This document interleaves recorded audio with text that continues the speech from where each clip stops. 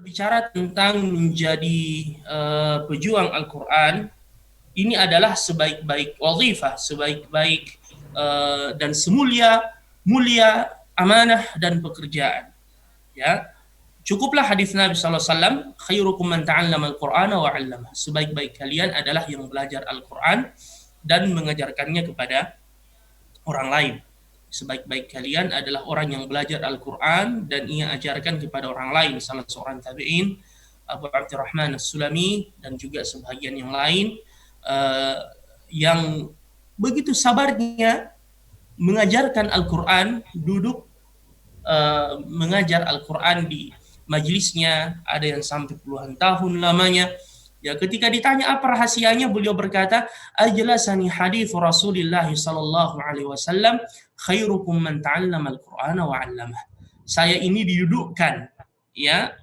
Kalau bahasa kita, saya bisa bersabar seperti ini, ya, bersabar duduk mengajar Al-Qur'an seperti ini disebabkan hadis Nabi sallallahu alaihi wasallam, khairukum man ta'allama al-Qur'ana wa 'allamah. Ya, sebaik-baik kalian adalah yang belajar Al-Qur'an kemudian ia ajarkan kepada orang lain. Inna hadzal Qur'ana yahdi lillati hiya aqwam wa yubashshirul mu'minina alladhina ya'maluna as-salihati anna lahum ajran kabira. Sesungguhnya Al-Qur'an memberi petunjuk di jalan yang lurus. Ya. Inna hadzal Qur'ana yahdi lilladzi hiya aqwam wa yubashshirul mu'minina, dan memberi kabar gembira kepada orang-orang yang beriman. Wa yubashshirul mu'minina alladzina ya'maluna as-salihat, yang mengerjakan amalan saleh, anna lahum ajran kabira. Mereka itu akan mendapatkan pahala yang sangat besar di sisi Allah Subhanahu wa taala. Ayyuhal ikhwah, antum tidak usah membayangkan bagaimana besarnya balasan yang Allah berikan, yang mana setiap kita salat menyebutnya Allahu Akbar, Allah Maha Besar.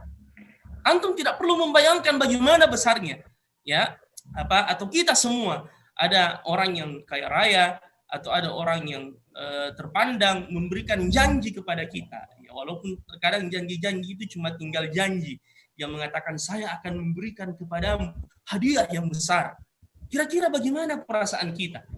Ya, misalnya dia berkata besok saya akan memberikan kepadamu hadiah yang besar. Mungkin semalam suntuk kita tidak bisa tidur, padahal dia manusia biasa seperti kita.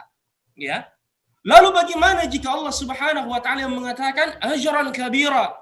Kami akan memberikan, ya, pahala yang sangat besar. Dan ini busyra, kabar gembira kepada mereka yang menjadi pejuang-pejuang Al-Quran, yang menyampaikan hidayah kepada manusia, yang mengajarkan alif, ba, ta, tha, jim, ha, kha, dal, dhal, ra.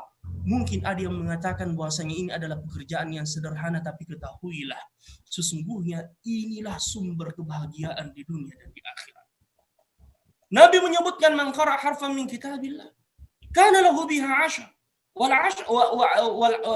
wal hasanatu bi 'ashri amsalha. Siapa yang membaca satu huruf Al-Qur'an, maka dengan satu huruf itu ia mendapatkan satu kebaikan, dan satu kebaikan bernilai 10 kali lipat.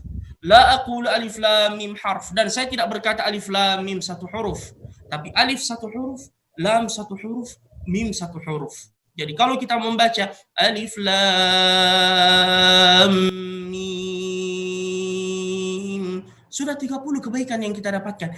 Ini bagi yang membaca Al-Quran. Lalu bagaimana dengan mereka yang mengajarkan orang yang tidak tahu membaca Al-Quran bisa membaca Al-Quran?